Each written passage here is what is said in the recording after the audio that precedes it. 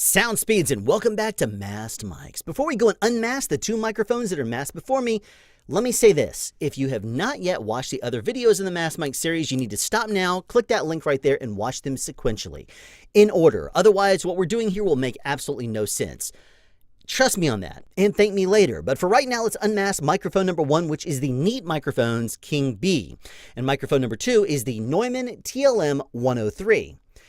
Now, why would I compare these two microphones? Well, they have a similar but very different sound, and I'm going to explain why I think so. First of all, you're familiar with the Neumann, at least by name, if not the TLM-103. You're probably familiar with the Neumann name.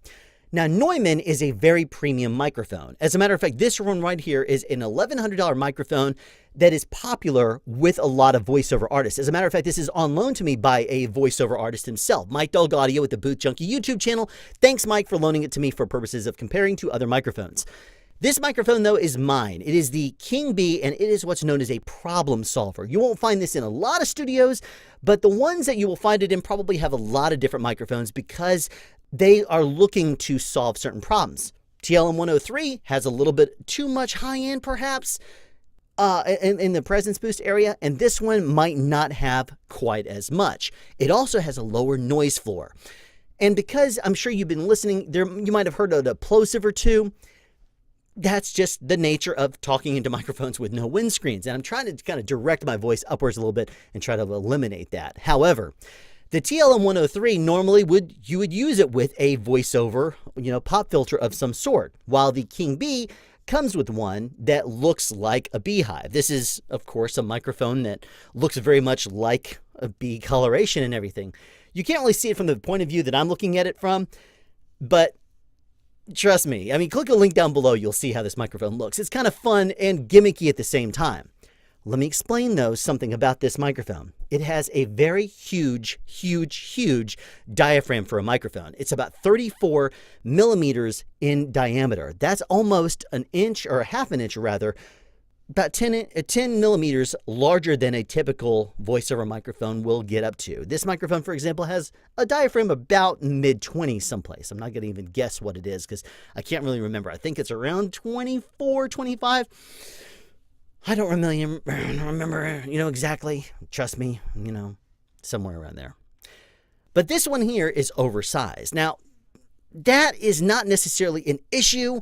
It is not necessarily a selling point either. It's just a very big diaphragm. Usually, the smaller the diaphragm is, it is going to be better for measurements. For example, a lot of measurement microphones do have a very small diaphragm. The reason why is because if you measure off-axis sounds, it won't hit that diaphragm at weird angles and hit maybe one side of the diaphragm before the other side of it. A smaller diaphragm is going to hit it more, at the same exact time. And considering that a wavelength for the human voice could be maybe only like this, which is the reason why, microphones, quarter wavelength antennas get shorter and shorter, that can make the difference in the way this microphone sounds if it's like closer to about a quarter of a wavelength.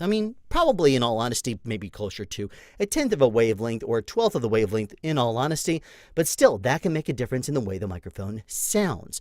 Now, this is a voiceover microphone. Both of these are cardioid pattern microphones, and you talk directly into the front of them. And I'm sorry, I'm kind of causing some plosives here. That's the nature of this series. I don't put microphone windscreens on the microphones. I just let them go so that way you can hear them the way that they're designed. So sorry about the plosives.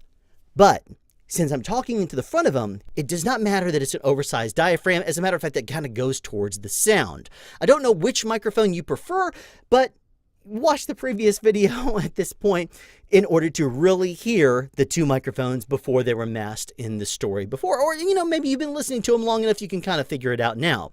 This microphone has a very low noise floor, though, and this microphone has a standard noise floor somewhere around the 13 or 14 dBA equivalent noise rating right there. But this microphone here is much lower. It's actually closer to the Rode NT1A, NT1 series. It's probably around, 5, 6, something like that? I can't remember exactly. It's probably on the screen right there. There's me in post correcting myself. as always. But I want to thank again Mike DelGaudio for loaning me this microphone for purposes of sharing with you guys in this review.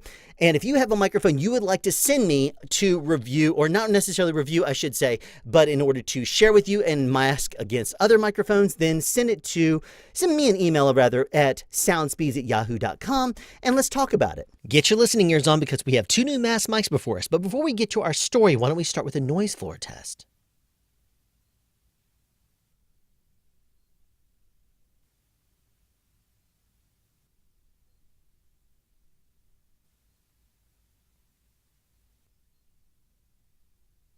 Believe it or not, in a former life, I was a traveling preschool photographer. But after doing it for about 18 months to 2 years, I was promoted to the rank of lead photographer, which meant that in addition to photography, I was also in charge of doing quality assurance and field evaluations, along with training and team mentoring a team of photographers. And my photographers were located in Georgia and in Tennessee, so I did some traveling back and forth between the two realms. And in one of my travels, training somebody is when this story happened.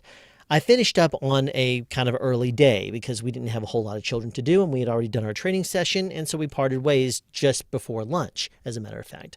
And I traveled back to my hotel. Now, my hotel was just over the border because we were photographing in Memphis, and I was training in Memphis, but my hotel was a Hampton Inn just over the border in West Memphis, Arkansas. Now, the interesting thing about this Hampton Inn is just south of the hotel, there was a big open field. And this is, right out there where it started to get kind of flat, terrain-wise. And I should also mention it was tornado season. So I was out there at this hotel, not paying any attention to my cell phone or anything because I think the cell phone itself was dying and I didn't really have a whole lot of signal, out there anyway. And I just wasn't paying attention to it. Watching television, kind of low volume while goofing off on the internet and doing my field evaluations, or rather quality assurance stuff on my laptop that I had there with me. And I just kind of would glance at the TV and I was watching a movie and just not paying any attention to anything. And I didn't realize that my cell phone lost signal. And being inside my hotel room, I was completely oblivious to anything unless it was my quality assurance, which is basically a program, Lightroom, I believe it was, that we would make a sheet in with our different photographers' photographs in there. And then we went through a checklist and a sheet where we graded them. And I did this quite often, but I was doing it that particular day and I had other work to do as well because I would also accept side projects for my supervisor, my manager rather. And I wasn't really paying attention. And my wife was busy doing stuff, and I wasn't really thinking about checking in with her, being a bad husband, I guess you could say. And suddenly it ends up being close to 6 p.m., not really paying attention. I step outside and it's just windy, it's rainy, it's crazy outside. I'm like, wow, this is kind of trippy. I'm going to go back inside because I don't want to be out here. I was thinking about going around the store and grabbing some food, but no, I'm not going to do that if it's pouring down rain, especially since I had some snack stuff with me. So I go back inside completely oblivious to the world, not knowing that my cell phone still had no signal and I was basically cut off from the world. Now, by the time I finally ended up connecting up with my wife, it was about 7:30 or so, and she was at wit's end. She was in panic mode by the time I got her on the phone. And I was just oblivious. I'd been watching movies and in my world of computing all day, basically, not really thinking about anything except my work. And being completely oblivious meant that when I got my wife on the phone and she was like, where have you been? What have you been doing? I'm like, well, I've just been in my hotel, been watching movies and doing work. And she's like, are you okay? And I'm like, yeah, why? And she said, you're staying at that Hampton Inn just over the border of, West Memphis, right? I'm like, yeah, why? And she said, are you not aware of what's going on? I'm like, no, why? And she said, there's a tornado just south of you. There's one just northeast of you. And there's one directly west of you.